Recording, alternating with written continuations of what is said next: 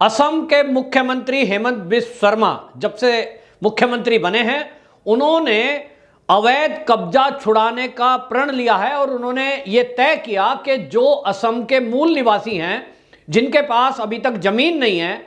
असल में चुनाव के पहले ही उन्होंने वादा किया था कि ऐसे लोग जो गरीबी रेखा के नीचे रहते हैं, जिनके पास अभी तक गुजर बसर के लिए जमीन भी नहीं है, ऐसे असम के लोगों को जमीनें दी जाएंगी और वो 2-2 एकड़ जमीन देने का वादा किया गया था। सरकार की पहल है, लेकिन सवाल यह उठ रहा था कि यह जमीन कहां से आएगी, क्योंकि उनकी जो लिस्ट है जिनके पास अभी तक जमीन नहीं है, असम में रह रहे हैं, कोई दिहाड़ी मजदूरी कर रहा है, कोई बेचारा छोटे मोटे काम कर रहा है, कोई खेतों में मजदूरी कर रहा है, उनके लिए इतनी जमीन कहां से आए। जब इसकी योजना सरकार ने बनाना तय किया तो देखने में आया कि बांग्लादेश से आए हुए घुसपैठिए, उन्होंने सरकार की जमीन पर कब्जा किया हुआ है और बहुत सारे मठ और मंदिर की जो जमीनें खाली पड़ी थी उनको भी कब्जे में लिया है, जिसमें 20% तो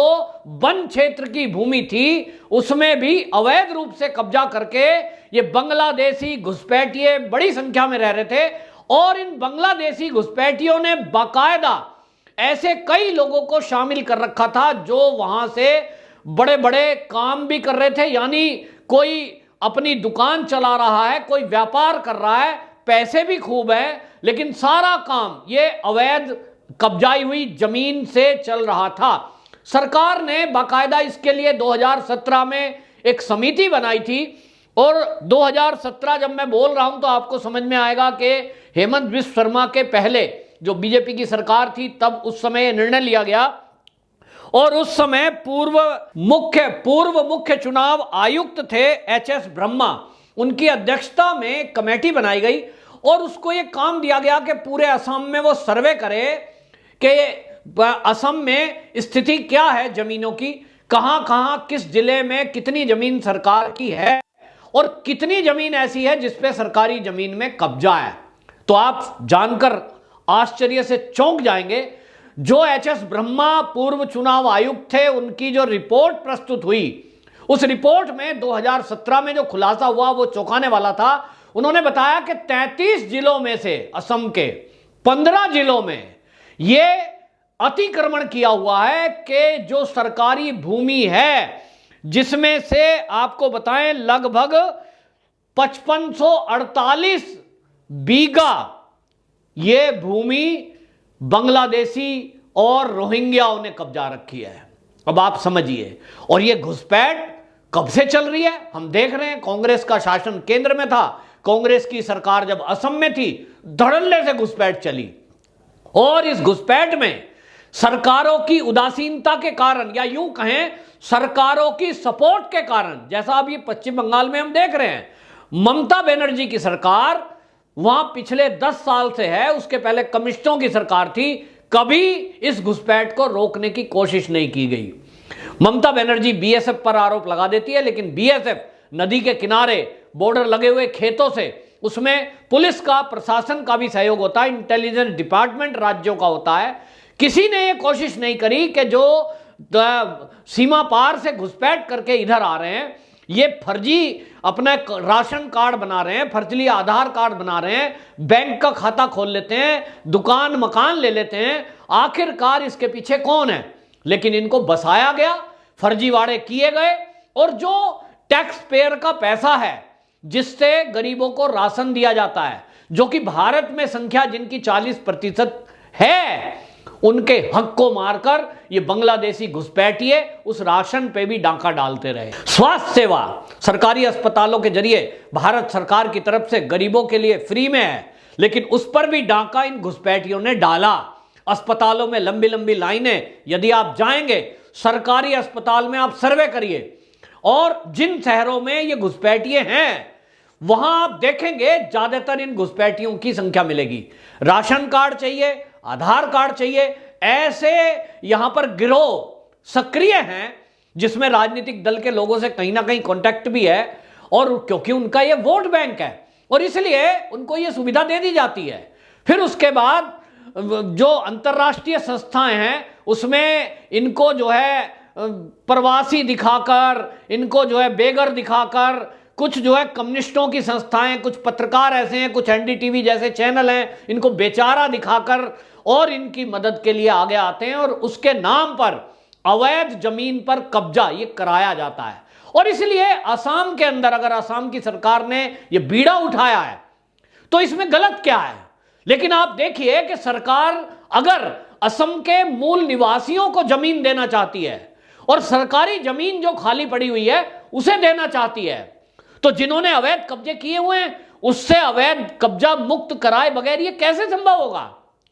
तो मैं पूछना चाहता हूं एनडीटीवी के चैनल जैसे पत्रकार जितने भी हल्ला कर रहे हैं, जो कम्युनिस्ट हल्ला कर रहे हैं, जो मानव अधिकारों की दुहाई दे रहे हैं, मेरा सवाल उनसे है कि आप हेमंत बिस्व शर्मा पे सवाल उठा रहे हो, आप पुलिस कार्रवाई पर सवाल उठा रहे हो। सवाल यह उठता है कि जब एक 10,000 लोगों की भीड़, जिनके हाथों में हथियार हैं, जिनके पास बम तक हैं, वो अगर पुलिस पे हमला करेंगे तो क्या पुलिस केवल पिटने के लिए है? दूसरी बात, जो अवैध कब्जा करके इस भारत में आए हुए हैं वो कहीं किसी सरकार के आप रिक्वेस्ट करके कि सर हमें जगह दे दीजिए, हम भूखे हैं, हमें राशन दे दीजिए, यहां तक तो ठीक है, लेकिन आप पुलिस का मुकाबला करेंगे, आप किसी की मंदिर की भूमि में घुस जाएंगे, आप किसी मठ की जमीन को कब्जा लेंगे, आप मंदिरों को तोड़ेंगे, ये इस देश में कैसे होने दिया जाएगा? लेकिन इनको कब्जा करना है तो मंदिरों की जमीन पर, मठों की जमीन पर, आश्रमों की जमीन पर। पूरी सोची समझी रणनीति है कि हमारे ही देश में आस्तीन के सांप ऐसे बैठे हैं कि जब एक सरकार वहां के मूल निवासियों के लिए एक सुविधा देना चाहती है तो ये लोग ये चाहते हैं कि असम के मूल निवासियों को जमीन ना मिले, घुसपैठियों को दी जाए। क्यों भाई? हमारे देश के लोग भूखा मरे,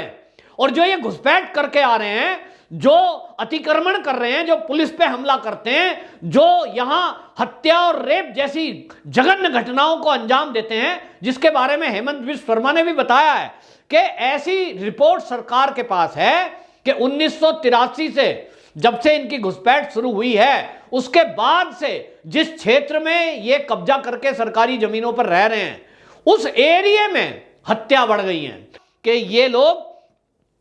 हत्यारे हैं, अपराधी हैं, और इसलिए असम में यदि शांति बहाल करनी है तो इनका वो बाहर निकालना बड़ा जरूरी है। और आपको यह भी ध्यान रखना होगा कि असम वो राज्य है जिसकी निकटतम सीमा जो है वो चीन से लगती है, और चीन हमेशा अरुणाचल प्रदेश और असम से लगते हुए उस एरिया में जिस चिकन नेक का जिक्र सीए के विरोध के समय में हमने सुना था इन्हीं सीए के विरोध करने वालों से कि उसको कब्जा कर लिया जाए,